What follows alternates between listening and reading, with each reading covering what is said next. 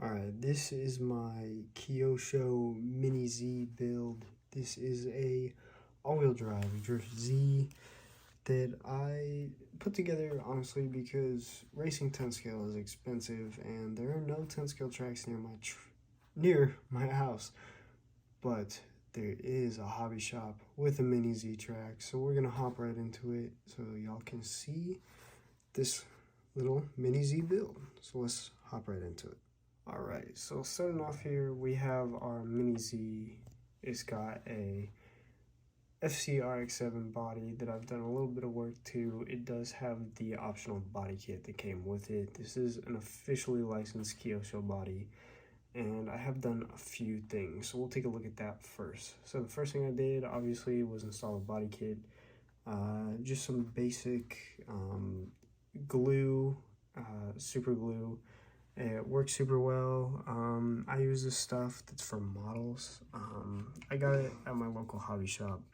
It's called this Zappa Gap. It works super well, and it's brush on too, as you can see it right there.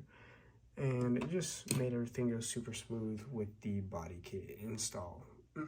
As you can see here, I'm also running the wing, but it is done a little bit differently than most people do with their Z's. So what I did was I actually trimmed the post and sunk it down on top of the lip that you can put on it, this little optional ducktail, and it actually looks super good. And that's pretty much all it is for the body kit. The paint is Candy Lime by Tamaya. It looks super nice.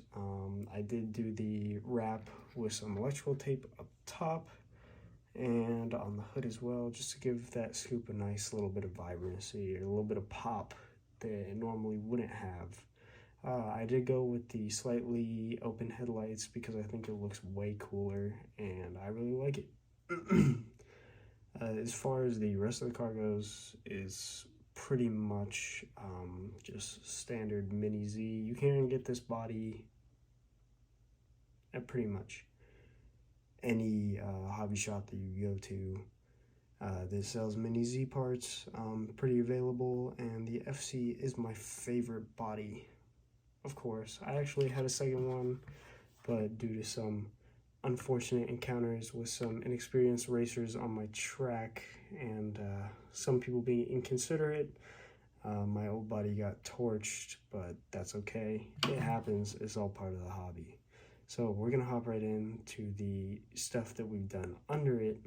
But right before we do that, we're gonna take a look at this wheel setup that I'm running. I am running the green wheel nuts. I think they look pretty sick and they match the body really well. My wheels up front are a higher offset than the rears. Just some, I don't remember the exact brand, but they were like $5 for the front wheels, $5 for the back wheels, so pretty sick. And the car is currently sitting on M-Power tires, which kind of makes it sit super cool, and I really like the fitment. And we'll hop to see what I've done under the car. That way y'all can see some of the mods that I've done. Alright, so when we hop in under the hood, under our beautiful green body, you'll see I do have some goodies under here that make this thing actually slide pretty well. First of all, we are on the M-Power tires. This is a slightly angled tire. I think it's about 3 degrees. They do glide really well. They're definitely not anything for speed, but they do feel super good, especially getting around those tight corners. It just keeps everything nice and planted. As far as M-Power stuff goes as well, we have our front brace up here.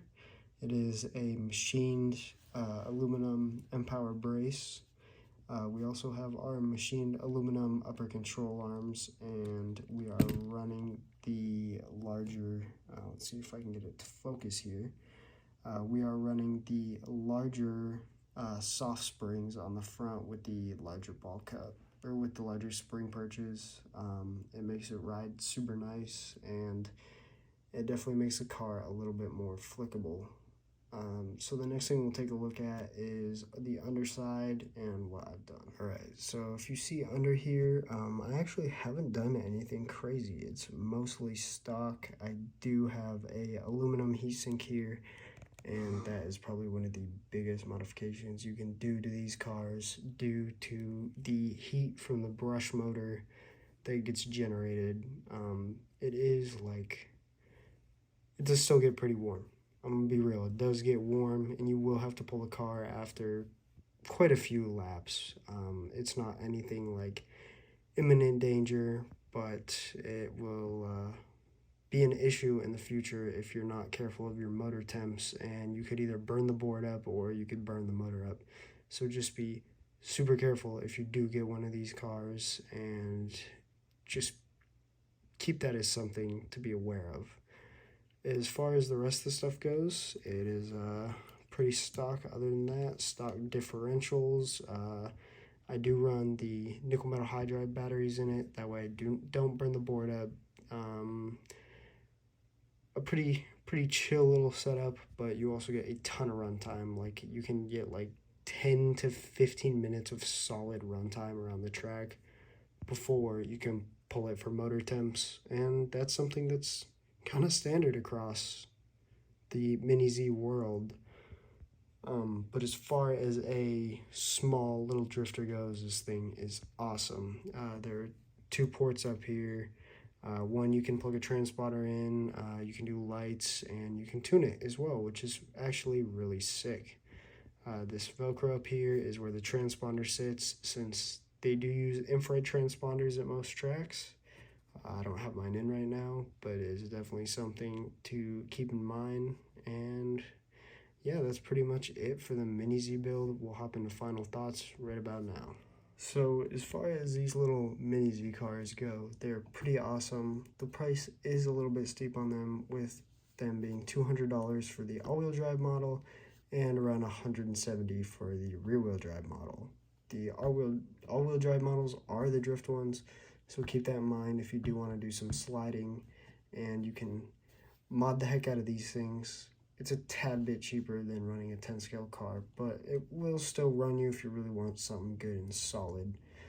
In total, this build is about $300, so nothing extremely crazy, but if you think about the price, you can get a Traxxas Slash for cheaper than that, but you're also paying for performance, a well-established brand with lots of aftermarket support. So if it's something you really want to get into, highly recommend the KYOSHO Mini-Z.